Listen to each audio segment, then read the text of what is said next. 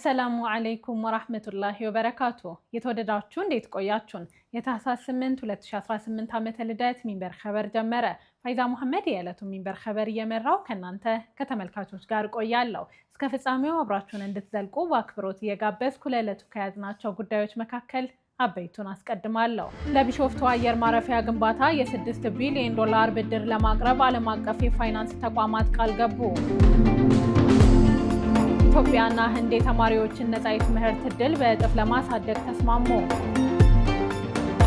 በህንድ የቢሃር ግዛት ሚኒስትር በሹመት ስነ ስርዓት ላይ የአንዲትን ሙስሊም ዶክተር ኒቃብን በማውለቃቸው ነቀፌታ አስከተለባቸው የሚሉት የሚንበር ኸበር አበይቱ ጉዳዮች ናቸው። አብራችሁን እንድትቆዩ በድጋሚ እየጋበዝን ወደ ቀዳሚው ኸበር አልፋለሁ።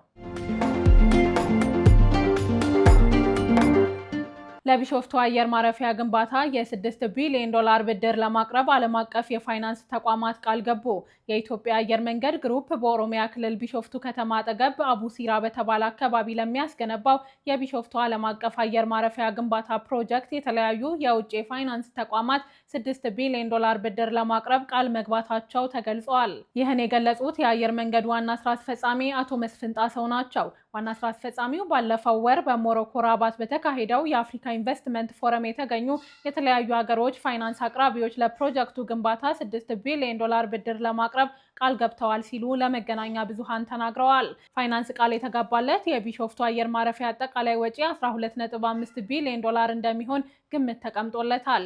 የወጪውን 20 በመቶ አየር መንገዱ እንደሚሸፍን ዋና ስራ አስፈጻሚው አስረድተዋል። ለዓለም አቀፍ ኤርፖርቱ ግንባታ ዝርዝር የፋይናንስ ሞዴልን ያካተቱ የፕሮጀክቱ መረጃዎችን ያቀፉ ሰነዶች ብድር ለማቅረብ ለሚችሉ አካላት መላኩን አየር መንገዱ አስታውቋል። የግንባታው የመጀመሪያ ምዕራፍ በ2030 ተጠናቆ በዓመት 60 ሚሊዮን መንገደኞችን ያስተናግዳል ተብሎ ይጠበቃል። በግንባታው ላይ የሚሳተፉ የምህንድስና፣ የግዢና የግንባታ ተቋራጮች የቅድመ ግምገማ ስራና ጨረታ ማስገባት ሂደቶች በዚህ ወር አጋማሽ ይጠናቀቃል ተብሎ ይጠበቃል።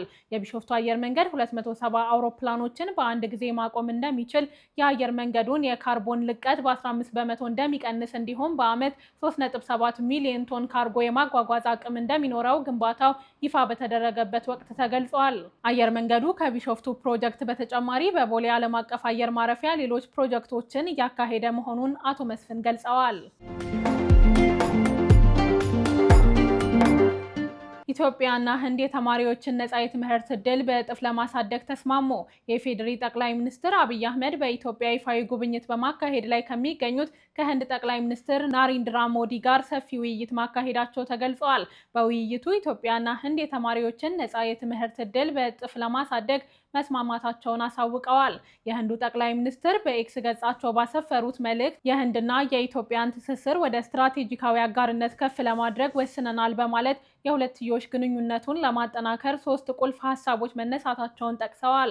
በምግብ ዋስትናና በጤና ደህንነት መካከል ያለውን ግንኙነት ማጠናከር አንደኛው ሲሆን ይህም በዘላቂ ግብርና፣ በተፈጥሮ እርሻና በግብርና ቴክኖሎጂ ላይ ያለውን ትብብር ያካተተ እንደሆነ ገልጸዋል።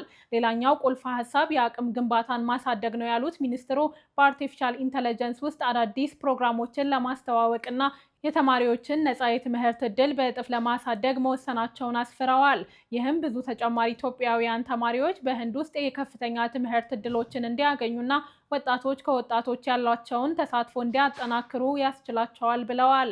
ሶስተኛው በዲጂታል የህዝብ መሰረተ ልማት ላይ በስፋት ስለመስራት መሆኑ ተገልጿል። ጠቅላይ ሚኒስትር አብይ አህመድ ማክሰኞ ምሽት ለህንዱ መሪ ናሪንድራ ሞዲ የኢትዮጵያ ታላቅ ክብር ኒሻን አበርክተዋል። ሞዲ ኒሻኑን ላበረከቱልኝ የኢትዮጵያ ህዝብና መንግስት ምስጋናዬን አቀርባለሁ ብለዋል። ዛሬ ጠዋት በህዝብ ተወካዮችና የፌዴሬሽን ምክር ቤቶች የጋራ ስብሰባ ላይ ንግግር ያደረጉት ሞዲ በዓለም ላይ ካሉ ጥንታዊና ሀብታም ስልጣኔዎች አንዱ በሆነ ሀገር መከበር እጅግ በጣም ኩራት የሚንጸባረቅበት ጉዳይ ነው ብለዋል። ይህ ክብር ባለፉት ዓመታት አጋርነታችንን ለቀረጹና ላጠናከሩት ስፍር ቁጥር የሌላቸው ህንዳውያን ነው ሲሉ ምስጋናቸውን ገልጸዋል። አክለውም ህንድ ተቀያያሪ የሆኑ ዓለም አቀፍ ተግዳሮቶችን ለመፍታትና አዳዲስ እድሎችን ለመፍጠር ከኢትዮጵያ ጋር ያለውን ትብብር የበለጠ ለማጠናከር ቁርጠኛ ሆና ትቀጥላለች ብለዋል። ሰነደ መዋለ ንዋያቸውን እንዲያስመዘግቡ ባስተላለፈው ጥሪ መሰረት ያስመዘገቡ የአክሲዮን ማህበራት መመዝገብ ከሚኖርባቸው ከግማሽ በታች መሆናቸውን ያስታወቀው የካፒታል ገበያ ባለስልጣን ነው። የካፒታል ገበያ ባለስልጣን ከፍተኛ የህግ አማካሪ እንደገለጹት የሰነደ መዋለ ንዋያቸውን ለማስመዝገብ በአንድ ዓመት ውስጥ ያመለከቱ የአክሲዮን ማህበራት ከ60 በላይ መሆናቸውን ጠቁመው የካፒታል ገበያ አዲስ ከመሆኑ አኳያ ውጤታማ ነው ብለዋል። ባለስልጣኑ አክሲዮን ማህበራቱ ለምዝገባ የሚረዷቸውን መረጃዎች በማሟላት እንዲያመለክቱ የሰጠው ጊዜ ረጅም ቢሆንም ያመለከቱ ከ60 በላይ አክሲዮን ማህበራትም ተመዘገቡ ማለት አይደለም ሲሉ ተናግረዋል። በቀጣይ በባለስልጣኑ የሚደረግ ምዘና እንደሚጠብቃቸው አስረድተዋል። መመዝገብ ያለባቸው ያላስመዘገበው አክሲዮን ማህበራት ቁጥር ምን ያህል ነው የሚለውን ለመመለስ የሚያስችል የተደራጀ መረጃ አለመኖሩንም ከፍተኛ አማካሪው ገልጸዋል። ይህን ለመለየት ከንግድና ቀጠናዊ ትስስር ሚኒስቴር ጋር በጋራ እንደሚሰራና ተግባራዊ ለማድረግ የሚያስችል የመግባቢያ ስምምነት መኖሩንም ተናግረዋል።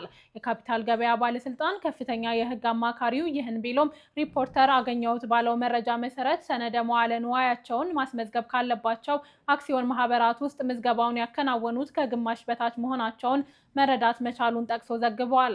ያልተመዘገቡ አክሲዮን ማህበራትን በህጉ መሰረት የመመዝገብ ሂደት ይቀጥላል። ነገር ግን ሲመዘገቡ አስተዳደራዊ ቅጣት እንደሚጠብቃቸው አብራርተዋል። በቀጣይም ባለስልጣኑ የጊዜ ገደብ በማስቀመጥ ከአስተዳደራዊ ቅጣት ጋር የሚያካሂደውን ምዝገባ እንደሚቀጥልና ቀኑ በጨመረ ቁጥር ቅጣቱም እንደሚጨምር አስታውቀዋል።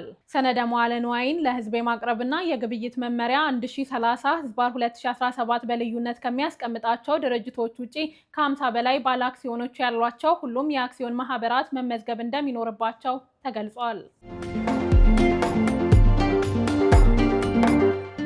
ኮሚሽኑ ራሳቸውን ያገለሉ የፖለቲካ ፓርቲና ታጣቂ ቡድኖችን ወደ ምክክር በማምጣት ረገድ የተባበሩት መንግስታት ድርጅትን እገዛ ጠየቀ። የኢትዮጵያ ሀገራዊ የምክክር ኮሚሽን ይህን እገዛ መጠየቁን ያሳወቀው ከተባበሩት መንግስታት ድርጅት የዋና ጸሐፊ ልዩ መልእክተኛ ጋር ውይይት ማካሄዱን በገለጸበት ወቅት ነው። የኢትዮጵያ ሀገራዊ ምክክር ኮሚሽን ከተባበሩት መንግስታት ድርጅት የዋና ጸሐፊው የምስራቅ አፍሪካ ልዩ መልእክተኛ ጉዋንግ ኮንግ ጋር በጽህፈት ቤቱ ተወያይቷል። ድርጅቱ በሰላም ግንባታ ሂደቶች ላይ በምስራቅ አፍሪካ በርካታ ተግባራት እንደሚያከናውን ኮሚሽኑ አስታውሷል። በኢትዮጵያ የሚደረጉ የሰላም ግንባታ ሂደቶች ላይ ድርጅቱ ድጋፍ እንዲያደርግ ለዋና ጸሐፊው ልዩ መልእክተኛ ጥሪ ቀርቦላቸዋል። በውይይቱ ላይ የኢትዮጵያ ሀገራዊ ምክክር ኮሚሽን በእስካሁኑ የምክክር ሂደት ራሳቸውን ያገለሉ የተለያዩ የፖለቲካ ኃይሎችና ታጣቂ ቡድኖች መኖራቸውን ተጠቁሟል። እነዚህን አካላት ወደ ምክክር በማምጣቱ ረገድ በተባበሩት መንግስታት ድርጅት ዋና ጸሐፊ የምስራቅ አፍሪካ ልዩ መልእክተኛ እገዛ እንዲያደርጉ በውይይቱ ወቅት ጥያቄ አቅርበዋል። ከዚህ በተጨማሪ ኮሚሽኑ ከተባበሩት መንግስታት ድርጅት ሊደረግለት ስለሚገባው ልዩ ልዩ ድጋፎች ገንቢ ውይይት አድርጓል ተብሏል። የኢትዮጵያ ሀገራዊ የምክክር ኮሚሽን ከዚህ ቀደም ከትግራይ ክልል በስተቀር በክልሎች፣ በፌዴራል ደረጃ ከሃይማኖት ተቋማት፣ ከፖለቲካ ፓርቲዎች፣ ከሲቪክ ማህበራት፣ ከተለያዩ አደረጃጀቶች ከተውጣጡ የማህበረሰብ ተወካዮች የአጀንዳ ማሰባሰቢያ መድረክ አካሂዶ ነበር። በተጨማሪም በውጭ ሀገራት ከሚኖሩ ኢትዮጵያውያንና ትውልደ ኢትዮጵያውያን አጀንዳ ያሰባሰበ ሲሆን በሰሜን አሜሪካና ካናዳ እንዲሁም በአውሮፓ ሀገራት የአጀንዳ ማሰባሰቢያ መድረክ አካሂዷል። የተወደዳችሁ አሁንም የተከታተላችሁ የምትገኙት ሚንበር ኸበርን ነው።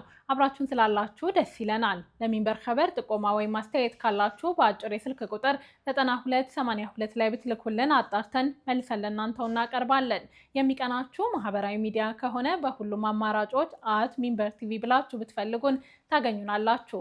ድረገጻችንን www.minbertv.com ብትጎበኙ ደግሞ አዳዲስ መረጃ ታገኛላችሁ። አሁን ደግሞ የዕለቱን አብይ ጉዳይ እናስታውሳችሁና እንመለስ። ለቢሾፍቱ አየር ማረፊያ ግንባታ የ6 ቢሊዮን ዶላር ብድር ለማቅረብ ዓለም አቀፍ የፋይናንስ ተቋማት ቃል ገቡ። ከቆይታ በኋላ በህንድ የቢሃር ግዛት ሚኒስትር በሹመት ስነ ስርዓት ላይ የአንዲትን ሙስሊም ዶክተር ኒቃብን ማውለቃቸው ነቀፌታ አስከትሎባቸዋል። እንመለስበታለን። ይጠብቁን። የአውስትራሊያው ጠቅላይ ሚኒስትር ኔታንያሁ በሲድኒ የተፈጸመውን ጥቃት ከፍልስጤም የነጻ ሀገርነት እውቅና ጋር ያገናኙበትን ውንጀላ ውድቅ አደረጉ። የአውስትራሊያ ጠቅላይ ሚኒስትር አንቶኒዮ አልባኔዝ ምላሽ የመጣው ባለፈው እሁድ በአውስትራሊያ በተሰነዘረ የጦር መሳሪያ ጥቃት በርካቶች መገደላቸውን ተከትሎ የእስራኤል ባለስልጣናት ጉዳዩን ሀገሪቱ ከሰጠችው ከፍልስጤም ነጻ የሀገርነት እውቅና ጋር ለማያያዝ ከሞከሩ በኋላ ነው። ጠቅላይ ሚኒስትር አልባኔዝ ለአውስትራሊያ ብሮድካስቲንግ ኮርፖሬሽን ኤቢሲ በሰጡት ቃለ ምልልስ እንዲህ ያሉ መከራከሪያዎች መሰረተ ቢስ እንደሆኑ በመግለጽ ድርጊቱን ለፖለቲካ ዓላማ መጠቀም ተገቢነት የለውም ሲሉ ለኔታንያሁ ምላሽ ሰጥተዋል። ባለስልጣናት ምርመራቸውን ቀጥለው ጉዳዩ ተጣርቶ በተረጋገጡ እውነታዎች ላይ መተማመን እስኪፈጠር ድረስ ጠባጫሪ ከሆኑ ንግግሮች መቆጠብና አላስፈላጊ እንቅስቃሴ ከማሳየት መታቀብ ተገቢ ነው ሲሉ አሳስበዋል። ከዚህ ጋር ተያይዞ ሀገሪቱን አንድ በማድረግ ጥላቻንና መከፋፈልን የሚያባብሱ ርዕዮተ ዓለሞችን ወይም የፖለቲካ እንቅስቃሴዎችን መጋፈጥ የአውስትራሊያ መንግስት ኃላፊነት ነው ብለዋል። አውስትራሊያ በፍልስጤም ግዛት ላይ ያላት አቋም በዓለም አቀፍ ሕግና ለረዥም ጊዜ በቆዩ የዲፕሎማሲ መርሆች ላይ የተመሰረተ መሆኑን በማረጋገጥ በግለሰቦች ከሚፈጸሙ የአመጽ ድርጊቶች ጋር መዋሃድ እንደሌለበትም ጠቅላይ ሚኒስትር አንቶኒ አልባኒዝ ተናግረዋል። አውስትራሊያ ለፍልስጤም ሉዓላዊ የሀገርነት እውቅና ከሰጡ 157 የዓለም ሀገራት አንዷ ስትሆን ባለፈው መስከረም ወር ይህንን በይፋ በማወጅ ቀዳሚ ከሆኑ ሀገራት መካከል ትጠቀሳለች።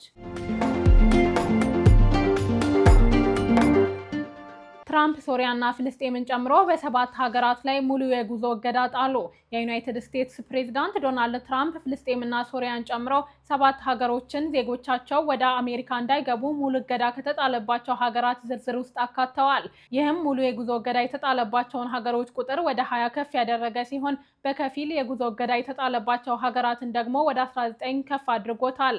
የቀኝ ዘመን ፖለቲከኞች የእስልምና ጥላቻ ንግግሮችን እያጠናከሩ ባሉበት ወቅት የጉዞ ክልከላው አካል የሆኑት ሀገራት በአብዛኛው ሙስሊም ነዋሪዎች የሚበዙባቸው የአፍሪካና የአረብ ሀገራት መሆናቸው ታውቋል። የስደተኞች ቁጥጥርን እያጠናከሩ የመጡት ፕሬዝዳንቱ ይህን ያሳወቁት ማክሰኞ ታህሳስ 7 2018 ነው። ከሶሪያና ፍልስጤም በተጨማሪ ደቡብ ሱዳን፣ ማሊ፣ ቡርኪና ፋሶ እና ኒጀርን በአዲስ ዝርዝር ውስጥ አካተዋል። ላኦስና ሴራሊዮን ከዚህ ቀደም በከፊል እገዳ ከተጣለባቸው ሀገራት ተርታ የነበሩ ቢሆንም በአሁኑ ሙሉ እገዳ ከተጣለባቸው ዝርዝር ውስጥ ተካተዋል። ፕሬዝዳንቱ ምንም እንኳን ፍልስጤምን እንደ ሀገር እውቅና ባለመስጠት በስም ባይጠሩም በፍልስጤም ባለስልጣን ሰነዶች በማለት በፍልስጤም አስተዳደር በተዘጋጀ የጉዞ ሰነድ ለመግባት የሚሞክሩ ፍልስጤማውያንም የእገዳው አካል እንደሆኑ ተናግረዋል። ዩናይትድ ስቴትስ ለብሔራዊ ደህንነት የአደጋ ስጋትን ይጋርጣሉ በማለትና የሶስተኛው ዓለም ሀገራት ስትል በጠራቻቸው ሀገራት ዜጎች ላይ የጉዞ እገዳ ተግባራዊ ማድረግ የጀመረችው በሰኔ ወር ነበር። ሶሪያን ያካተተው አዲሱ እርምጃ በአሜሪካና ሶሪያ መካከል ፖለቲካዊ መግባባት እየተፈጠረ ባለበት ሰዓት መሆኑ ለደማስቆ አዲስ ስጋት ደቅኗል ተብሏል። የሶሪያ እገዳ የመጣው ከቀናት በፊት በማዕከላዊ ፓልሚራ 3 የአሜሪካ ጦር አባላት መገደላቸውን ተከትሎ መሆኑን የትራምፕ አስተዳደር አስታውቋል። ዋይት ሀውስ ሶሪያ ከዩናይትድ ስቴትስ ጋር የደህንነት ተግዳሮቶቿን ለመፍታት በቅርበት እየሰራች ቢሆንም አሁንም ፓስፖርትና የሲቪል ሰነዶችን ለማውጣት በቂ ማዕከላዊ ባለስልጣን የላትም ብሏል። ጨምሮም ተገቢውን የማጣራት እርምጃዎች ለመውሰድ የሚያስችላት አይደለም ሲል ገልጿል። ትራምፕ ለመጀመሪያ ጊዜ ለፕሬዝዳንትነት ሲወዳደሩ ሙስሊሞች ወደ አሜሪካ እንዳይገቡ ሙሉ በሙሉ እንዲታገድ ጥሪ ማቅረባቸው ይታወሳል። ፕሬዝዳንቱ የመጀመሪያ ስልጣን ዘመናቸውን ሲጀምሩ በበርካታ አብላጫ ሙስሊም ያለባቸው ሀገራት ላይ የጉዞ እገዳ ጥለው ነበር። የፍልስጤም ተወላጅ የሆኑት የዲሞክራቶች ኮንግረስ አባል ረሺዳ ትላይብ ትራምፕንና ከፍተኛ ረዳታቸውን ስቲፈን ሚለርን የሀገሪቱን የስነ ህዝብ አወቃቀር ለመለወጥ ግፊት አድርገዋል በማለት እገዳውን አውግዘዋል። የዚህ አስተዳደር የዘረኝነት ጭካኔ ወሰን የለውም፣ የጉዞ እገዳቸውን በማስፋፋት ብዙ አፍሪካውያንና ሙስሊም አብላጫ ሀገራትን እንዲሁም የዘር ማጥፋት ወንጀልን የሚሸሹ ፍልስጤማውያንን እንኳን ያጠቃለለ ነው ሲሉ በማህበራዊ ሚዲያ ባጋሩት ጽሁፋቸው ተችተዋል። የዩናይትድ ስቴትስ የብሔራዊ መረጃ ዳይሬክተር ቱልሲ ጋባርድ የትራምፕ የስደተኞች ገደቦችን በማድነቅ ኢስላማውያንና ኢስላማዊነት ለዩናይትድ ስቴትስ እና ለመላው ዓለም ነጻነት፣ ደህንነትና ብልጽግና ትልቁ ስጋት ናቸው በማለት በኤክስ ገጻቸው አጋርተዋል። የትራምፕ የሪፐብሊካን አጋሮች የእስልምና ጠል ንግግሮችን በመጠቀም ሙስሊሞች ወደ አሜሪካ እንዳይገቡና እንዲታገዱ ጥሪ አቅርበዋል ተብሏል። እንዲሁም አንድ የአሜሪካ ሴናተር ሙስሊሞች ምዕራባውያንን ለመውረር ዓላማ አላቸው ሲሉ ውንጀላ ማቅረባቸውን አልጀዚራ ዘግቧል።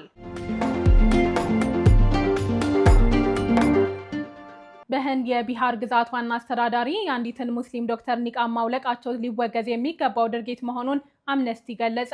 በህንድ የቢሃር ዋና አስተዳዳሪ ኒቲሽ ኩማር በዚህ ሳምንት ሰኞ በይፋዊ የሹመት መርሃ ግብር ላይ የአንዲትን ሙስሊም ዶክተር ኒቃብ ሲያወልቁ የሚያሳይ ቪዲዮ ከተሰራጨ በኋላ ከፍተኛ ነቀፌታ ተሰንዝሮባቸዋል። የ74 ዓመቱ ኒቲሽ ኑስራ ፐርቪን ለተባለች ዶክተር የሹመት ደብዳቤዋን በሰጡበት ወቅት ኒቃቧን ከፊቷ ላይ ዝቅ አድርገው ሲያወልቁ ታይተዋል። ምክትል ርዕሰ መስተዳድሩ ሳምራት ቹድሪ ከኋላቸው ቆመው የአስተዳዳሪውን ድርጊት ለማስቆም ጣልቃ ለመግባት ሙከራ ቢያደርጉም የጤና ሚኒስትሩ ማንጋል ፓኒ ፓንዴና የአስተዳዳሪ ዋና ጸሐፊ ዲፓክ ኩማር ሲስቁ ይታያሉ። ስለ ጉዳዩ የተናገሩት በህንድ የአምነስቲ ኢንተርናሽናል የቦርድ ሊቀመንበር አካር ፓቴል ድርጊቱን የኑስራ ፐርቪንን ክብር፣ ነጻነትና ማንነት የሚነካ ነው ሲሉ አውግዘውታል። አንድ የህዝብ አስተዳዳሪ የሴቶችን ሂጃብ በኃይል ማውለቁ ድርጊቱ ተቀባይነት እንዳለው የሚያስመስል መልእክት ለህብረተሰብ ያስተላልፋል ያሉት ኃላፊው ማንም ይህን የማድረግ መብት እንደሌለው ገልጸዋል። እንዲህ አይነት ድርጊቶች ፍርሃትን በማናር መድሎን መደበኛ የማድረግ አቅም እንዳላቸውና የእኩልነትና የሃይማኖት ነጻነት መሰረቶችን የሚሸረሽሩ መሆናቸውንም አስረድተዋል። ጥሰቱን በግልጽ በመኮነን ተጠያቂነት እንዲሰፍንም ጠይቀዋል። አክለውም ማንም ሴት እንደዚህ አይነት አዋራጅ ድርጊት እንዳይፈጸምባት አስቸኳይ እርምጃዎች እንዲወሰድ ጥሪ አቅርበዋል። ኒቲሽ ኩማር በዋና አስተዳዳሪነት በሚመሯት ቢሃር ግዛት የሙስሊሞች ቁጥር 17.5 ሚሊዮን እንደሚገመት ይፋዊ መረጃዎች ያመለክታሉ።